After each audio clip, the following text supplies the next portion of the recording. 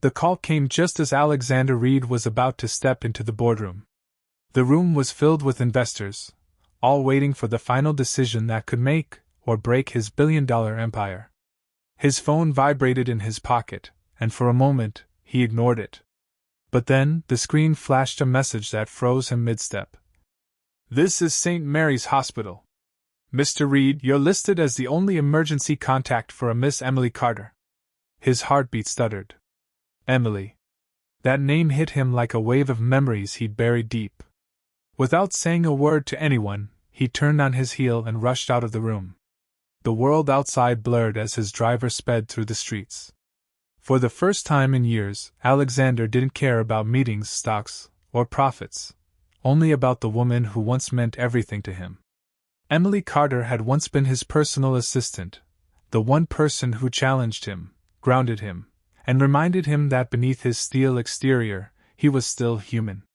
She was smart, brave, and always smiling, even when life was cruel to her. But 2 years ago, she had quit suddenly. No explanations. Just a short note that said, "I'm sorry, but I have to go." He had tried to forget her, convincing himself she was just another employee. But now, as he rushed into the hospital, his heart told a different story. "Mr. Reed?" the nurse asked gently as he approached the reception. "She was in an accident. A car hit her on her way home from work. She's stable now, but she hasn't regained consciousness." His chest tightened. "Can I see her?" The nurse nodded and led him to a small room.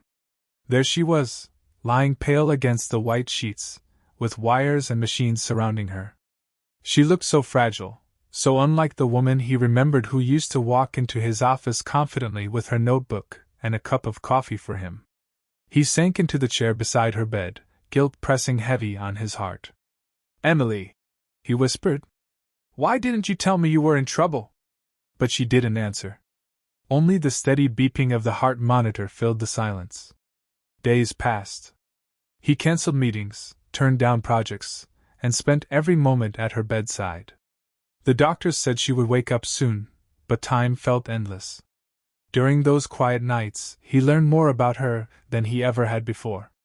Her landlord came by with her belongings, a small bag, a few books, and a worn-out wallet. Inside it, he found a picture of himself, from years ago, standing at the office Christmas party, smiling. Behind it, a note in her handwriting said, "No matter how hard life gets, I'll always believe in you." It broke him. He realized then how blind he'd been, too focused on his empire to notice the woman who had silently cared for him. When Emily finally opened her eyes, the first person she saw was him, sitting by her bed, head resting on his arm, exhausted. "Alex?" she whispered weakly. He lifted his head, eyes wide, relief flow.